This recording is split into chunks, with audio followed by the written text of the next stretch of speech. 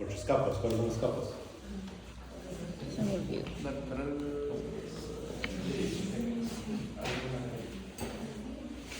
Supongamos que este es el párpado y aquí viene el ojo, ¿verdad? Entonces, externamente. Bien. En el medio era músculo, por eso es que cerramos y abrimos el párpado, ¿verdad? Y internamente, por la conjuntiva. Entonces yo tenía, era lo que llamamos la conjuntiva, ¿verdad? Entonces yo tenía la conjuntiva palpebral, que era la que estaba sobre el ojo, la conjuntiva ocular, que estaba sobre el párpado, sobre el ojo. Y aquí en el fondo, ¿cómo le llamamos? Recuerden. Vulvar. ¿Con doble B? Sí. ¿Así? No. Con B y V. Creo que eso es lo que digo que la segunda opción, Creo que es esto. Bueno, esa es la usa. Entonces, a ese sería tejido epitelio tipo mucoso, ¿verdad? Con capacidad de producir una lubricación ahí, una lubricación del ojo como tal. Y recuerden que aquí teníamos las pestañas y aquí venían unas glandulitas, ¿las recuerdan? ¿Cómo las llamamos? Tienen dos nombres. Tarsianas, ¿no?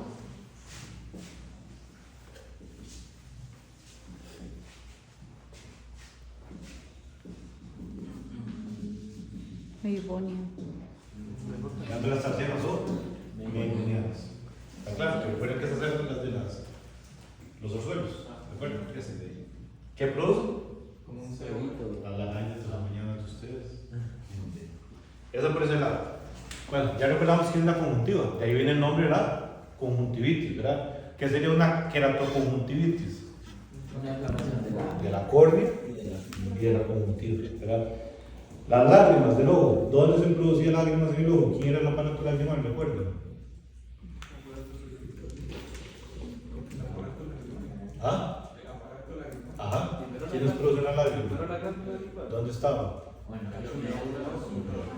Entonces, igual, supongamos que este es el ojo, ¿verdad? Supongamos que esa es la cavidad orbitaria, el ojo dentro, ¿verdad? Aquí vendría el hueso frontal, ¿verdad?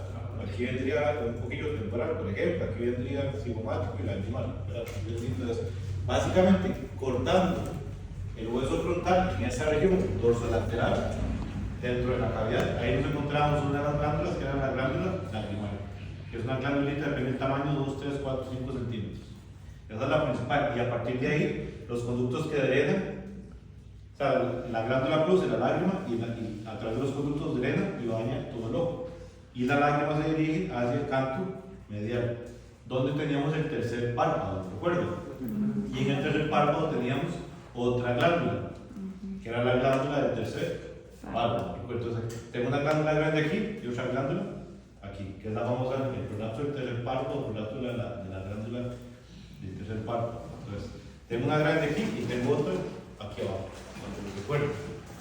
Y bueno, los músculos que ya los vimos. Y entonces se enfocaban en la isla, ¿no? Y entonces, en la región medial del hueso hay un conducto que llamamos el conducto natural lacrimal, que es el comunicado con. Ok, entonces ahora sí. Vamos a hablar ahí de la queratitis. Entonces, ¿qué es la queratitis? Es un proceso inflamatorio a nivel de la córnea, ¿verdad? Igual, hay procesos agudos o procesos crónicos, ¿verdad? Agudos y crónicos. ¿Qué es un proceso agudo? Principalmente un trauma, así que se raspó, un gato que otro gato le pasó la uña, vienen procesos que son rápidos, ¿verdad? O la resequedad, ejemplo, exceso de viento, la humedad relativa del ambiente también afecta como tal, ¿verdad? O animales que le sacan, que viene el prolapso, el tercer párpado, entonces le hacen la cirugía para cortarles el tercer párpado. Entonces, al remover el tercer párpado, automáticamente se remueve también la glándula del tercer párpado. ¿Quedó claro? Entonces ahí hay una menor producción de lágrimas a nivel de ojo. Entonces, eso me puede llevar a una queratitis, ¿verdad? O procesos más crónicos donde hay una agresión o un trauma constante durante mucho tiempo al ojo frontal. Pero claro, ejemplos de esos traumas, no sé si conocen esos tres términos. Entropión es noisy ¿Qué entendemos por esos términos? Entropión es las pestañas. Entropio, Para adentro. Bueno, es que es como. el párpado hacia adentro.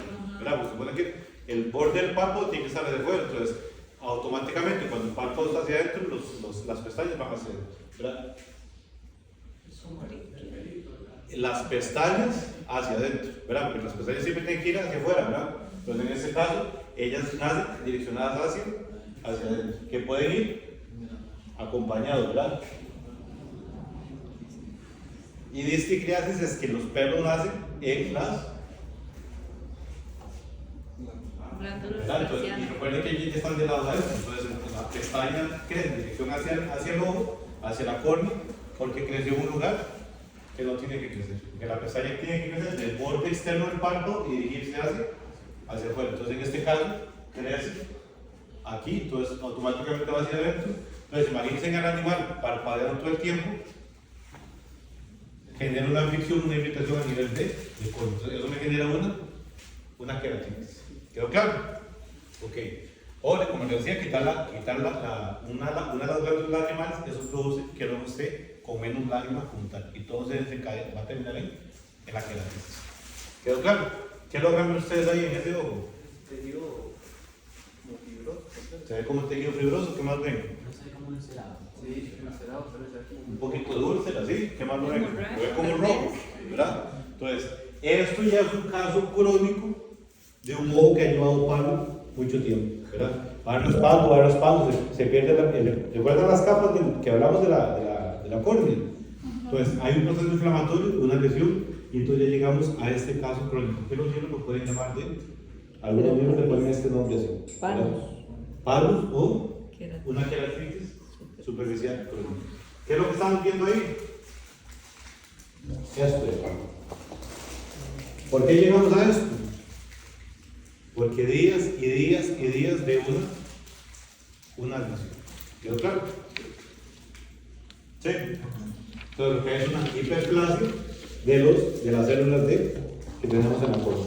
Entonces lo que estamos viendo ahí, primero, ustedes ven que ya luego, ¿cuál es la primera característica de la córnea? Tiene que ser transparente, ¿verdad? Aquí ya perdemos transparencia. Entonces automáticamente la visión está siendo perjudicada porque no hay, la luminosidad no pasa directo. Tengo una duda, ¿por qué melanosis? Porque hay una proliferación, hay todo un descontrol de las células. Entonces, ¿quiénes eran los queratinocitos? ¿Cuál era la característica de los queratinocitos aquí? Dar esa forma. Dijimos que aquí no producen queratina, lo que producían era tejido fibroso. ¿Y qué es lo que tenemos aquí? Queratinización. Que si hay queratina donde no debería haber queratina. Y dentro de eso, las células también aparecen los melanocitos, ¿verdad? Y comienzan a fabricar melanina, que tampoco debería haber en la córnea, ¿verdad? Tejido fibroso y vascular. Entonces se ve luego, esa manchita roja, ustedes ven ahí, ¿qué es? Vascularización. Todo eso implica que se perdió la transparencia de la córnea, ¿verdad? Además de ya, como se cambia todo el ambiente, una infección con presencia de pus, etcétera, etcétera. ¿Quedó claro? Quédate con ¿Por qué la llamamos seca? Porque no hay producción de lágrimas. Porque no hay producción, o reducción en la producción de la lágrima. De Pero hecho, claro. profe, con eso, digamos, cuando se prolapsa esas glandulillas, dicen, bueno, yo he escuchado que deberían nosotros recomendarle quitarla, pero también he visto que a veces no la quitan y al tiempo vuelve a salir. Entonces, ¿qué sería mejor de quitarle y mandarle volvida lágrimas artificiales? Exactamente. Yo la he hecho, en algún momento la hice y me pasó un caso, por ejemplo, un perro que no sabía qué hacían, la estructura mal, porque es un mocho invertido, que la hace mal, que le gusta los días, eso es lo que viene contando. Pero, ok, entonces ahora sí. En humanos, cuando hacen cirugía, digamos, para miopía y así, ¿por qué es que queda el ojo seco después de la cirugía con el láser? Humanos. Sí, bueno, a mí me pasó que para no usar anteojos más y quedó el ojo seco, o sea, que Pero no será porque queda abierto un chulatito de ese que viene después la. no, queda un ojo seco ya por vida. Por sí, vida, no, producción de es lágrimas. horrible, sí. Yo no me hubiera operado mejor. Si me hubieran puesto a escoger ahorita, no me hubiera operado. Te sacan el. No, por eso era que estaba preguntando si la dañan, porque digamos, lo que me hicieron fue como un láser ahí, pero no sé si queda el ojo seco. Ok, entonces estamos hablando de córnea, ¿verdad? Pero lo que les dije antes, un trauma, algo que esté ahí dañando, sea agudo, sea crónico. Entonces el chiste es que viene el trauma y ¿por qué empezamos? Una ulceración. Se comienzan a dañar las primeras capas. ¿Cuál es la primera capa? Epitelio. El epitelio y la lámina basal. ¿Quedó claro? Entonces, ¿cuál es el chiste? Viene el trauma, la agresión, se genera este problema. Si retiro la causa, automáticamente Una regeneración. el cuerpo responde. ¿Cómo responde? A través de este proceso. O sea, viene el gato, arañó al otro gato, generó una úlcera a nivel de córnea, pero nunca más hubo más arañazos, ¿verdad? Entonces el cuerpo automáticamente comienza a reconstruir y a generar lo correcto. Las células son las fibronectinas. No, ahora, las células de ahí liberan esa sustancia, Ok. que es como la que genera la base para que haya la proliferación del resto de los células epiteliales para seguir, volver a tapar el hueco, la úlcera. ¿Quedó claro? Sí. Ahora, resulta que lo que yo tenía era un entropio, ¿verdad? Entonces, el ojo constantemente está ahí generando un daño. Entonces ya pasamos a un daño más profundo. ¿Quedó claro? Y entramos al estroma. Entonces, ahí va a haber todo un proceso inflamatorio con las características que les dije antes. ¿Cuáles eran las características que les dije antes? Ven, allá abajo en el cuadro, ¿verdad? Pero resulta que lo que hace es la cirugía, entonces el cuerpo viene y se arregla. ¿Cómo? A través de... Entonces viene otra vez a reconstruir el ojo como tal. ¿Quedó claro? Resulta que no hice la cirugía y ese animal sigue con el daño como tal. La lesión puede llegar hacia la membrana de cemento. ¿Quedó claro? Entonces ahora sí, resulta que sí quita la causa, el cuerpo se arregla. Si la causa no sigue, puede llegar a la perforación y, bueno, la fibrosis y el prolapso de la íris. En resumen, ¿qué es lo que estoy haciendo aquí? La profundidad con la que podemos tener a nivel de córnea, según el tipo de daño y la cronicidad. Entonces, si yo esta parte de aquí es como el cuerpo se trata de arreglar. Y aquí es la profundidad del daño hasta las máximas consecuencias que podemos llegar. ¿Quedó claro? Sí. Profe, y bueno, ¿en qué momento ya no hay regeneración? Digamos, ¿en qué momento de ahí, después de lo de la necrosis del estroma, ya solo es tejido fibroso y no hay regeneración, digamos? Eso depende de la cronicidad. A veces.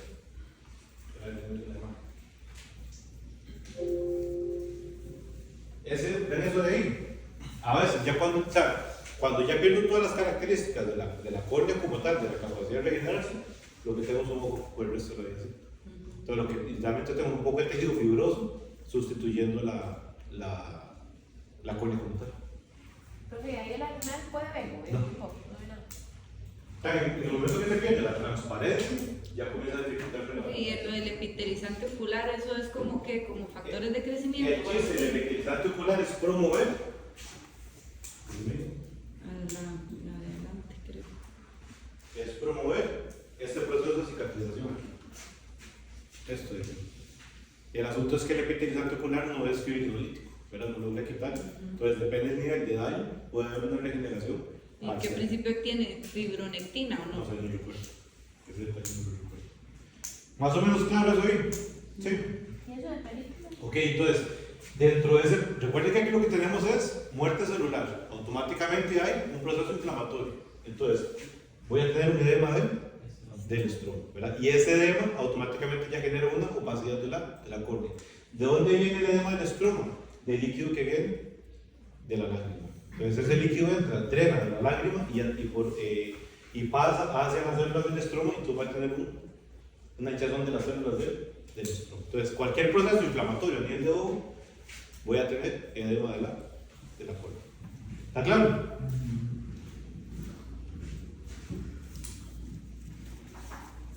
Entonces ahí es como imágenes de lesiones corneales. Hay una que no es lesión corneal. Esto. No sé. Y se las pongo para que veamos la diferencia. Evidentemente aquí sí hay una patología, ¿verdad? ¿Ven que se ve blanco? Pero ven que logro ver la iris, ¿verdad? Entonces quiere decir que el problema no es a nivel de córnea, porque si fuera a nivel de córnea, yo estaría viendo el resto del ojo, ¿verdad? Si ustedes ponen atención, estoy viendo blanco, ¿a quién? La primera capa del ojo, ¿verdad? Que sería la córnea, ¿verdad?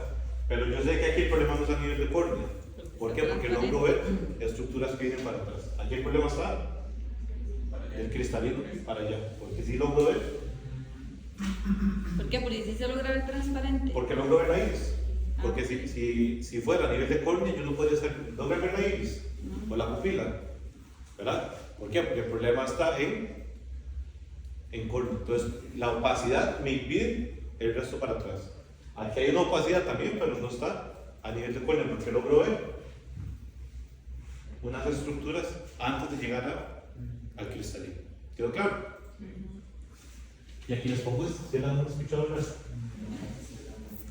Es una bacteria, como la principal, que da la conjuntivitis o que la conjuntivitis en animales. ¿Quedó claro? Pero y bueno, no sé si va aquí o más adelante, estoy aquí hablando de la pérdida spot o de las manchitas de... Sí. No, para ver. No creo que tenemos. Ok, esas manchas, mi hipótesis es esta. Esta parte de aquí, con tejido fibroso. Pero se supone... Entonces yo siempre he tenido la duda, porque he dicho, no, es que le dan los perros viejos por seniles. No, es que hay acúmulo de no sé qué, ¿verdad? Pero siempre he dicho, ¿será que fue una úlcera que no descubrimos y no la tratamos y el cuerpo cicatrizó bajo un tejido fibroso y entonces me quedó la manchita? Porque no, una úlcera que nunca traté como tenía que ser. Que se ven como puntitos blancos ahí, sí. Depende, la mancha de menor o mayor tamaño en la córnea, ¿verdad? Entonces, siempre he tenido la duda porque se las atribuyen a un montón de cosas, ¿verdad? La gente que por viejos, que ¿verdad? Un montón de cosas, ¿verdad? Yo siempre he tenido la duda si realmente es que no fue una úlcera Que tal vez mal por tratada y el cuerpo bajo el proceso de cicatrización dejó esa mancha blanca porque cicatrizó bajo esa vía de que ya no hubo cómo recuperarlo normal. Pero en teoría si fuera cicatrizado con tejido fibroso, generaría un obstáculo para la visión. Sí, esas manchas tienen un obstáculo para No, la pero vista. dicen que no afecta la vista. Las manchitas blancas de ojo. Ajá. Porque es mancha blanca, está perdiendo la transparencia. Entonces, mayor o menor medida. Se debe tiene de una ver mancha ahí de algún ojo que lo puntillo que- ahí. O sea, que siempre entonces ha habido un... Ahora, si es una mancha completa, todo el ejemplo. Aquí definitivamente este bicho está ciego, ¿verdad? Pero no es una ceguera porque está fallando la retina o el nervio óptico del cerebro. Lo que me está fallando aquí es la córnea, ¿verdad? Pues esas manchas que vos decís pueden ser puntos esporádicos, ¿verdad? Ahora, esos puntos esporádicos en mayor o menor medida bloquean un poquito porque ya se pierde la transparencia total del... Pero el de abajo también están también ciegos. El problema es que Aquí también, pero aquí ¿dónde está la ceguera? Pero igual, Aquí la ceguera puede ser del cristalino, porque recuerden que todas las estructuras que vimos, el chiste es que tienen que ser transparentes, porque el chiste es que la transparencia permite llegar la luz hasta la retina. Si en el proceso la córnea, el humor acuoso, el cristalino, el humor vítreo, alguien pierde la transparencia, vamos a tener una ceguera, pero no de origen central, sino una ceguera propiamente del ojo. O sea, si en ese ojo yo llegara y lo habría de sacar el cristalino, lo vería un poquito más oscuro. Exactamente. A este. Ajá. ¿Quedó claro? ¿Sí? Ok. ¿Quién sigue detrás de la córnea?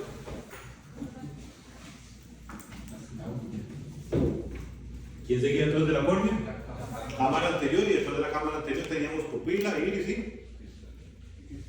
y los cuerpos ciliares de esas partes. Entonces, recuerden que antes les dije ese término, la uvea, que eran estos de aquí. Entonces, los libros reportan uveitis como el proceso de inflamación de la uvea, o sea, proceso de inflamación de la iris, los cuerpos ciliares y la curoides. El asunto es que en la práctica utilizamos el término uveitis para referirnos a un proceso inflamatorio de la cámara anterior. ¿Quedó claro? Entonces hago la aclaración, ustedes van a escuchar en la literatura que dice, tiene uveitis. ¿Qué vamos a pensar que es la uveitis? Un proceso inflamatorio de la cámara anterior. Que es como lo que, no sé si logran ver aquí esto. ¿Qué ven aquí? ¿Qué color ven? Sangre. Lo vemos rojo, entonces es porque hay presencia de sangre en la cámara anterior. O sea, el humor acuoso está con sangre. Y en este caso aquí, pus. El humor acuoso está con pus. ¿Quedó claro? Perdimos la transparencia del humor acuoso. Entonces a eso le vamos a llamar uveitis. ¿Verdad?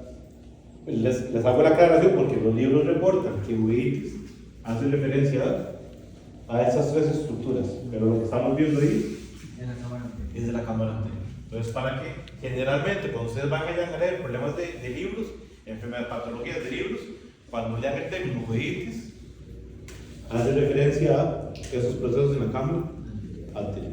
¿Queda claro? ¿Cómo se dice pus en la cámara anterior? Hipopión. ¿Cómo se dice sangre en la cámara anterior? Ifema. ¿Está claro?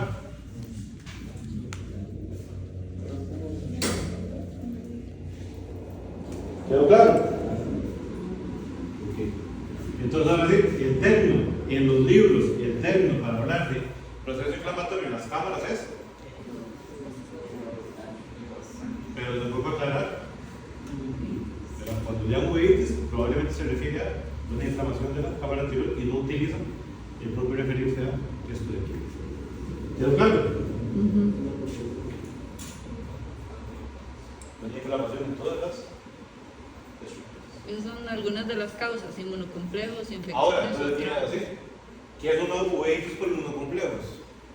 Que afectan las mismas células de defensa, afectan Los complejos de la unión de antígeno con Antígeno anticuerpo. empiezan a unirse muchos. Se llama Ustedes recuerdan que cuando vimos articulaciones hablamos de artritis por inmunocomplejos. Ajá. ¿Qué era la explicación que habíamos dado ahí? Que se acumulan ahí, entonces esta respuesta inflamatoria. Exactamente, la relación antígeno-anticuerpo se da en cualquier parte del cuerpo por cualquier proceso infeccioso, principalmente a nivel de vasos sanguíneos, ¿verdad? Entonces se encuentra el antígeno con el anticuerpo. Entonces ya tenemos la formación de inmunocomplejos. La tendencia es que los inmunocomplejos se lleguen a depositar en algunas partes, ejemplo articulaciones, ejemplo la cámara anterior. Entonces va a tener una uveitis por inmunocomplejos, ¿verdad?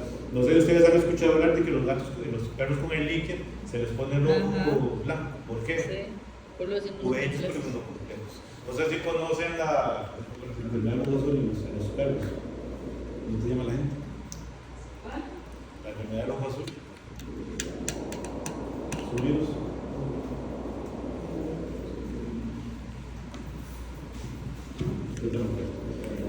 ¿Nunca han visto camadas de cachorros con diarrea? Perros de un mes y medio que vienen las vacunas. Ahorita no acuerdo.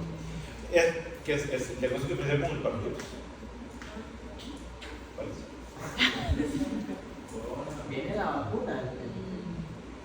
Influenza, De la hepatitis, el virus de la hepatitis canina, pero no me acuerdo. El virus de la hepatitis canina le puede dar a camadas recién nacidos, de 15 días de nacidos, 20 días, 30 días, 40, a menos de los 2 meses, es como lo más común, ¿verdad? Se caracteriza por una diarrea sanguinolenta, que es el diagnóstico diferencial con el parvovirus, por ejemplo, ¿verdad? Y entonces ustedes se pueden encontrar, qué sé yo, una camada de 8, 4 con el ojo azul, ¿verdad? Entonces, ¿por qué? Porque la enfermedad que es sistémica genera inmunocomplejos. Entonces, ustedes van a ver los cachorrillos con el ojo azul por el poder de los inmunocomplejos de la hepatitis canina. ¿Quedó claro? ¿Alguna pregunta? lo de panoftalmitis. ¿Ah? Cualquier situación que llegue a la fabricación, de la formación de gran cantidad de inmunocomplejos. Entonces eso yo Que lo más solo es porque se o sea, ve esa agresión. Lo que quiero recordar con eso es que ustedes ven un perro con el ojo Como el primero. así, ¿verdad? Así, perdón, ya está aquí. ¿No ven que se ve blanco? Que no piense que solamente va a ser El líquido. el líquido. Es cualquier proceso infeccioso, inflamatorio, que llevó a la generación de inmunocomplejos. Es muy común encontrarlo en el líquido, ¿verdad? Pero hay otros procesos que también vinieron a esto de aquí. Panoftalmitis. ¿Ah? Panoftalmitis. Ese es el término que utiliza cuando todas las estructuras están inflamadas. Sí. ¿Está claro? ¿Sí? El glaucoma, ¿quién ha escuchado hablar del glaucoma? Yo. Aumento de la presión. ¿De cuál líquido? Humor vítreo. Del humor acuoso. ¿Dónde dijimos que fabricaba el humor acuoso? En la cámara anterior. En la cama. ¿Pero quién lo fabrica? Él se encuentra en la el cámara iris. anterior y posterior. Los cuerpos ciliares, la parte vascular, la vascularización de los cuerpos ciliares. A partir de ahí es donde se produce el humor acuoso. Y recuerden que se produce constantemente, a diferencia del humor vítreo, que se supone que nacemos con ese y nunca más. O sea, se mantiene la cantidad que ya tenemos. ¿Quedó claro? Entonces, el humor acuoso tiene que estar entrando y saliendo, ¿verdad? Y él drena a partir de donde se junta la iris con la coroides, él drena por ahí, ¿verdad? Este de aquí que les pongo. Entonces, ¿qué es el glaucoma? El líquido se sigue produciendo, pero no logra salir. Entonces, lo que hay es un aumento de la presión intraocular. Es como un globo cuando lo llenan de agua, ¿verdad? Él se va inflando. ¿Qué pasa cuando un globo se va inflando? Aumenta de tamaño, entonces va a comprimir o a apretar estructuras alrededor. Entonces, hay un aumento de la presión intraocular. ¿Nunca les han hecho exámenes para ver la presión intraocular? Uy, es horrible. Les paran con un taponcillo. Es en como microsegundos y les hacen para ver la como un presión viento. intraocular. ¿Por qué hacen eso? Porque ocupamos saber, ya hay una cantidad de líquido establecido dentro de la cámara anterior, ¿verdad? Cuando comienza a aumentar, esa presión aumenta. Entonces, cuando hay un aumento, automáticamente lo relacionamos con glaucoma. ¿Qué es lo que está pasando? Algún disturbio que impide el flujo normal de el líquido. Esa verdad puede ser hereditaria también, ¿verdad? Puede ser hereditario. Entonces, esa es la explicación. ¿Cómo podría manifestarse? ¿Qué significan esos términos? Esclera congestiva es eso, que es la imagen que se ve ahí. Son los asientos sanguíneos. Ajá. Epíforo, no sé qué es. Blefarospalmos, tal vez. Exactamente. Entonces, un parpadeo constante que estamos haciendo así, eso sería blefarospasmo, ¿verdad? Y epíforo, lagrimeo constante. Entonces, ven que llora, le sale la que no está llorando de tristeza, está llorando de. ¿Quedó claro? Entonces, eso es el lagrimeo constante. Y blefarospasmos, movimiento involuntario del Eso podría deberse a una impresión del nervio óptico. No, pueden llegar porque recuerden, el ojo está aumentado de tamaño, entonces van a empujar estructuras hacia atrás y repercute. En algunos casos explota, ¿verdad? No sé. Sí, bueno, yo tenía un paciente, ahí una vez llegaba uno y tenía un glaucoma gigante y un día llegó con el ojo, sin el ojo, se le reventó. Entonces, esto de aquí sería para. Y como hay un aumento de la presión, trae una opacidad del líquido, consecuentemente, una ceguera, no de origen central, sino opacidad ocular. ¿Pero claro? ¿Quién puede llegar a causarlo? Neoplasia, fluctuación del cristalino o algún defecto hidrocorneal. O sea, por donde fluye donde sale el líquido hacia descarga. Este iridocorneal es la unión de la iris y la coroide. La córnea, perdón.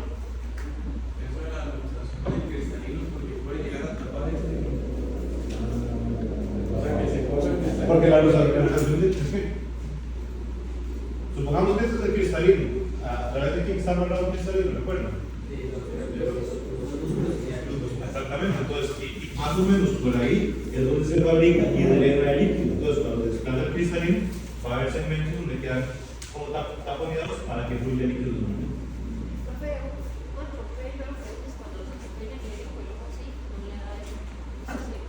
No, eso pero ahí es un proceso inflamatorio. Que pueda dar exoftalmo.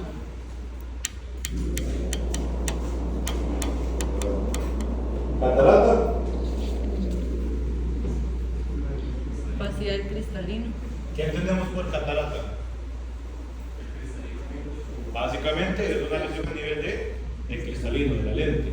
Hay diferentes motivos. El chiste es que se llega a perder la opacidad de las fibras lenticulares del cristalino. ¿Quedó claro? En el caso de los diabéticos, ¿han escuchado hablar de cómo la catarata en diabéticos? ¿Cuál es el mecanismo que explica él? No sé. La catarata en diabéticos. Los diabéticos, el problema es que ellos tienen un disturbio, vamos, de la forma en la cual aprovechan las glucosas está alterado, ¿verdad?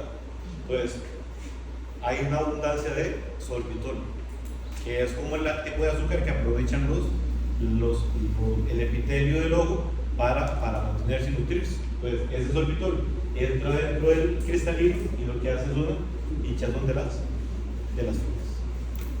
¿Quedó claro? Y eso es lo que genera esa opacidad de las fibras se alimentan de ese sorbitol. Las células, recuerda que dijimos cómo estaba formado el cristalino. En la región anterior había un epitelio, ¿verdad? Que estaba en constante mitosis y luego se transformaba en fibras lenticulares. Entonces, ellos utilizan el sorbitol para transformarse en fibras alimentarse, lenticulares, para hacer los procesos que ocupan. Entonces, en este caso, como hay un exceso, ese sorbitol comienza a acumularse en las fibras dentro del cristalino y las hincha y consecuentemente la opacidad. ¿Quedó claro? Pues hay diferentes causas, ¿verdad? El chiste es que las fibras lenticulares cambian la apariencia. Ahí esa H2 ¿A qué se refiere ese detalle? ¿Se sabe la lectura de la realidad, verdad? No. ¿Usted menciona genética? Sí, con coto. Esa es la lectura de la realidad, el índice de la realidad se resuelve aquí.